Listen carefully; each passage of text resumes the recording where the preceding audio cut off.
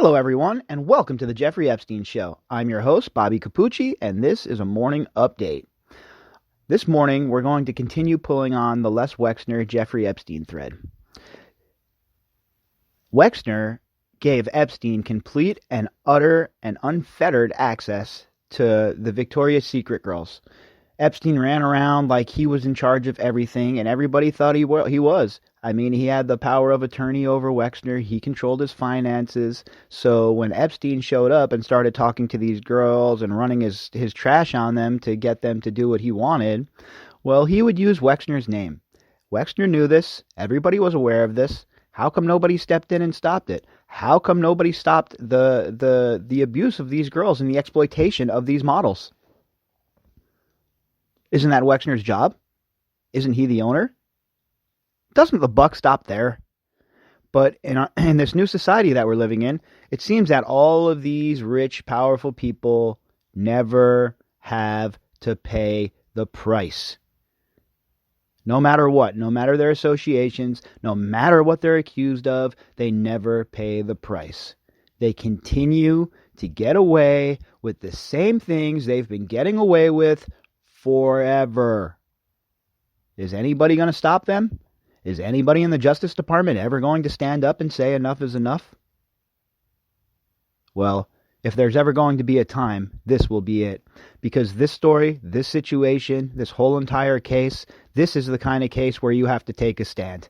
There's no sitting on the fence in this case. There's no, well, I don't really know what was going on, or no. There's good and there's bad in this case, and it is black and white. And there's no time to sit it out. Everybody needs to be engaged in this case. Everybody needs to be aware of what is going on. And that is what we're doing right here on this podcast. Each and every day, when we do another one of these daily drops or we do one of these updates, we find another piece of news out that discusses us and just completely lets us know how morally bankrupt these people truly are. So we're going to jump into this article, but before I do that, if you would like to contact me, you can do that at bobbycapucci@protonmail.com. That's BOBBYCAPUCCI@protonmail.com. All right, let's jump into this article and see what it has to say. The article is from the Daily Mail, and the headline is, Victoria's Sinister Secret. As the lingerie firm cancels its famous fashion show, we reveal how Jeffrey Epstein exploited his friendship with its billionaire boss to target models, including one who appeared in Baywatch, for sex. For Alicia Arden, the chance to model for Victoria's Secret sounded like a dream come true. How many girls have we heard this from, right? This is a similar story right off the bat. Then aged 26 and with an appearance on the hit TV show Baywatch behind her, the brunette actress had been invited to meet a man by the name of Jeffrey Epstein, who promised he could get her work with the lingerie giant. Well, of course he could. He was Wexner's best friend. He was in charge of everything. So when Wexner says, I didn't know anything about any of this, you know he is a straight up liar. Liar, liar. Back then, more than 20 years ago, the name Epstein did not ring any warning bells. But everyone knew the U.S. underwear chain, whose roster of models included some of the world's most beautiful women, was a very big deal. Miss Arden was, she would recall, so determined to make the right impression that she bought Victoria's Secret lingerie to pose for a set of photos, which she sent to Epstein's New York office. He then invited her to a beachside hotel in California.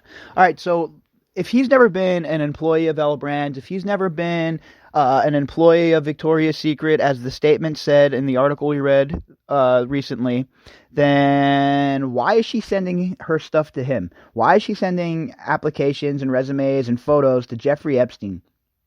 Does he have to run everybody through the casting couch like his good buddy Harvey Weinstein did? Is that what was going on over there?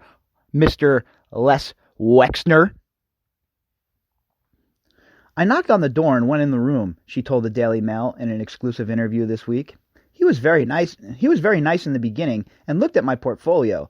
When you go on an audition for something like this, they want to see your body. Yeah, well, that's perfect for Jeffrey Epstein. This is his perfect way in, right?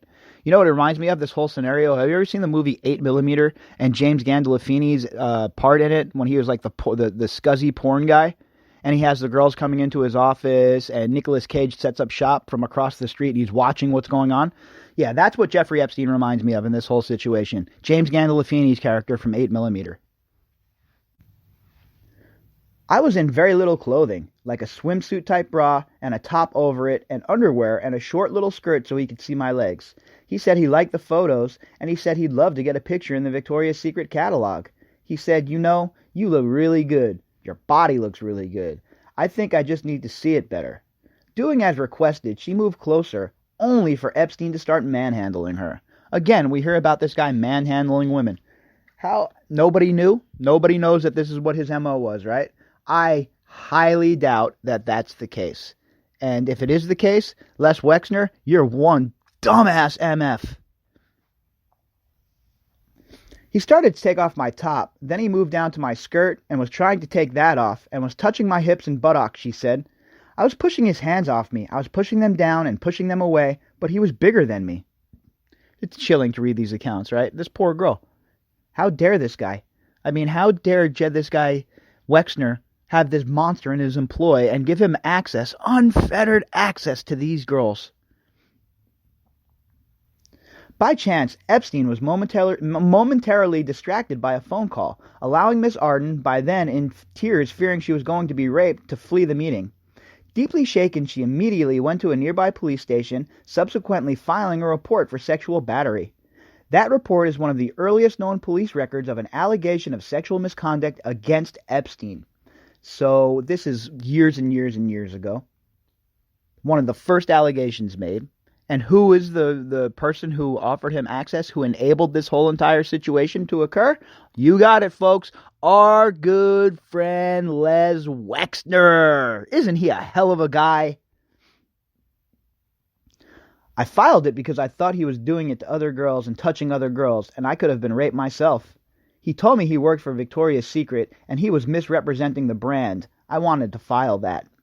Well, he worked for Victoria's Secret. How many people has to come out and say that? That he said he worked for Victoria's Secret? Of course, Wexner says, no, he did. He never worked for us at all. Well, he had the power of attorney over you.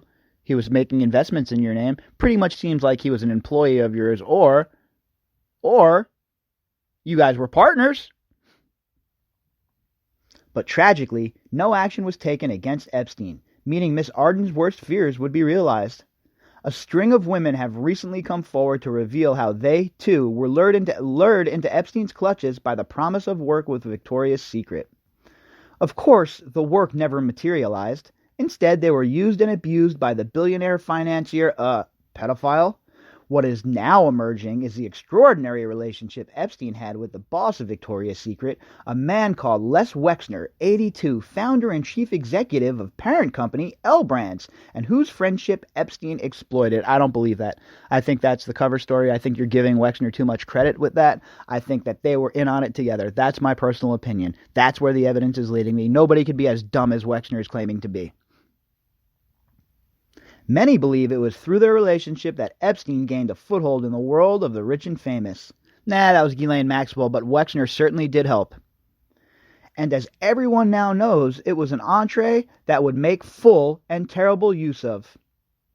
Note, for example, that the now infamous 7-story Manhattan mansion where Prince Andrew was photographed visiting in 2010, 2 years after Epstein was convicted of procuring underage girls for sex, was originally Wexner's.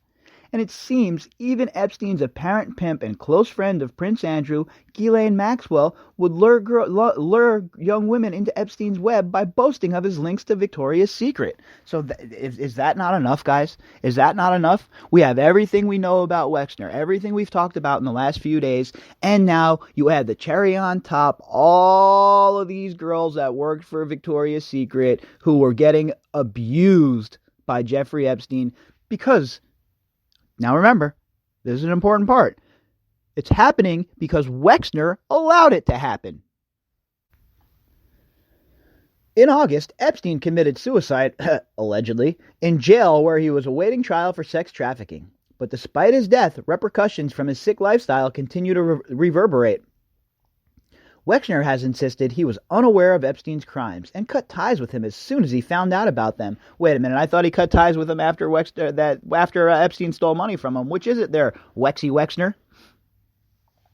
In stores, sales are down, jobs have been cut, and 2 weeks ago it was announced its annual televised show would be canceled for the first time in almost 25 years.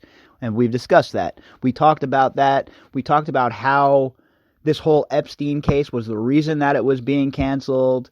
There's no accountability, mind you, but it's being canceled because there's so much negative press about it at this point. Previous pageants, which saw the world's most sought-after models like Tyra Banks, Heidi Klum, and Gisele Bündchen sashayed down the catwalk in outfits that left nothing to the imagination, invariably made global headlines. Not anymore. To a generation of women invested in the Me Too movement, yeah, well, if they were so invested, let me pause real quick. If everyone was so invested, it wouldn't just be us going crazy about this case, all right? It would be everybody in the country. But people are still too busy watching this sham of an impeachment, this sham of a trial.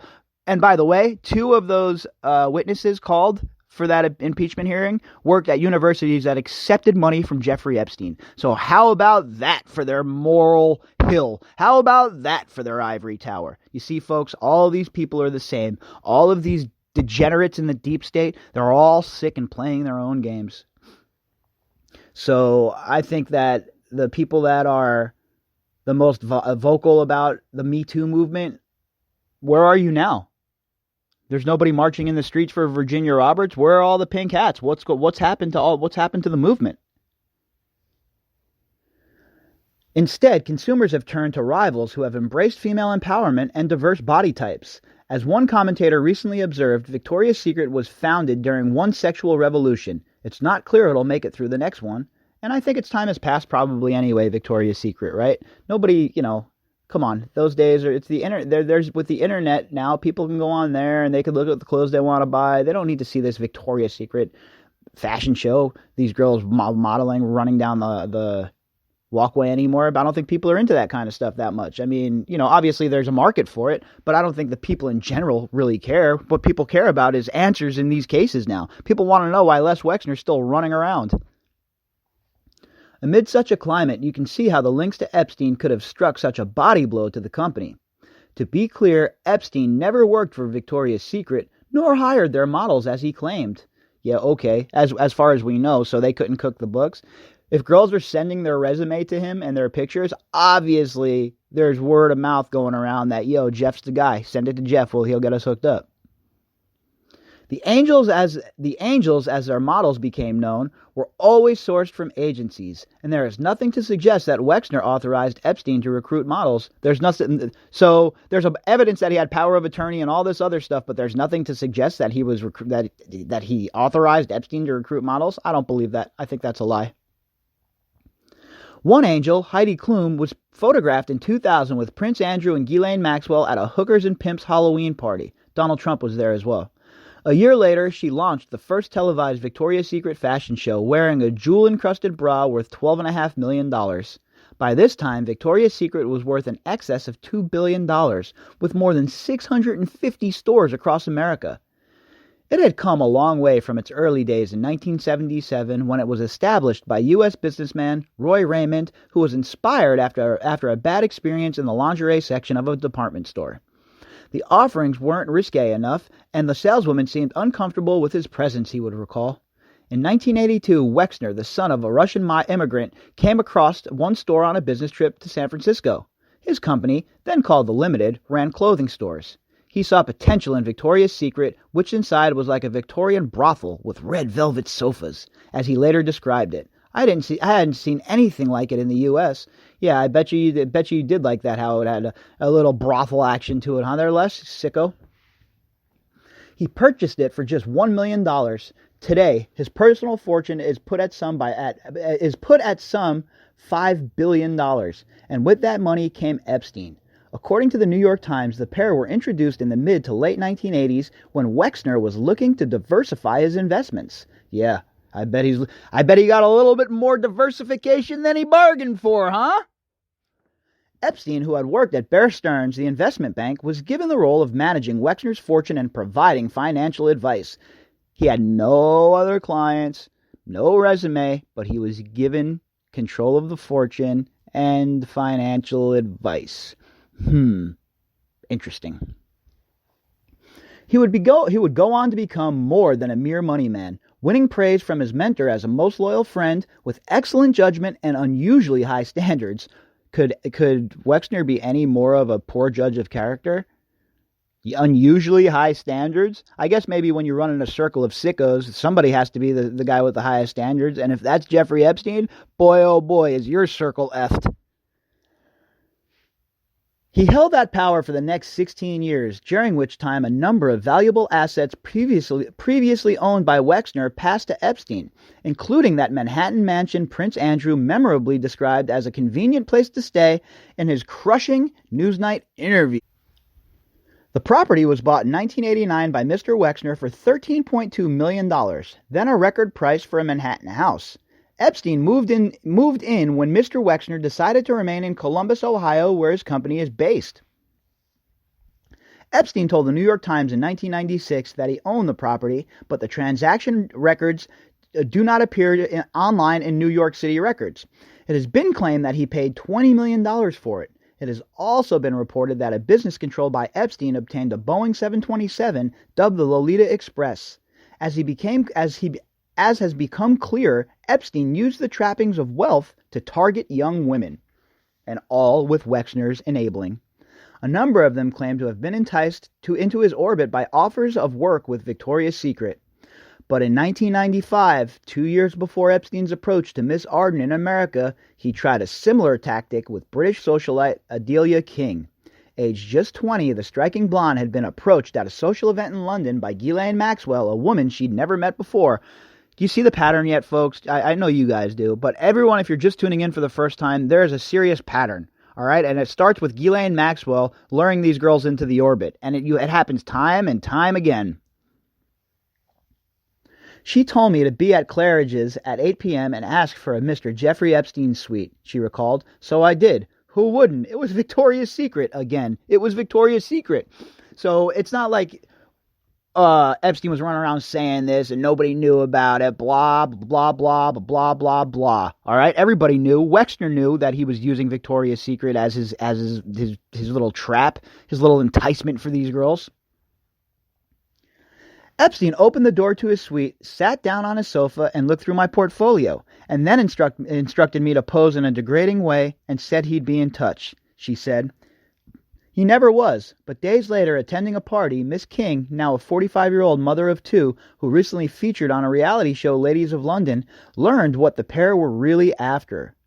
Writing about her experience on her Instagram account this summer, she explained, I told friends at dinner about my encounter with her and Epstein, and they told me she recruited women for threesomes with them both. There you go. You know, look, this is everybody knows but the authorities. They know. They know. What are they waiting for is the question. Who is telling them not to arrest these people? I was in shock how I'd been so stupid, but I believe that dinner saved me from something far worse. Not everyone had such a lucky escape. Just weeks ago, another woman came forward to say she, too, had been seduced into Epstein's clutches by promises of a modeling career. We have tons of this now. And how is Wexner not being called on the carpet by the American media over this? In a lawsuit seeking damages against the dead man's estate, the woman, who has not been identified, says she met him in late 1999. Epstein offered her a position modeling with Victoria's Secret, the legal papers state. He explained that he was friends with Les Wexner, the chief executive of Victoria's Secret parent company. Hello, Rico Case. This is Bobby calling. Where are you? How come you haven't been slapped on these sons of bitches?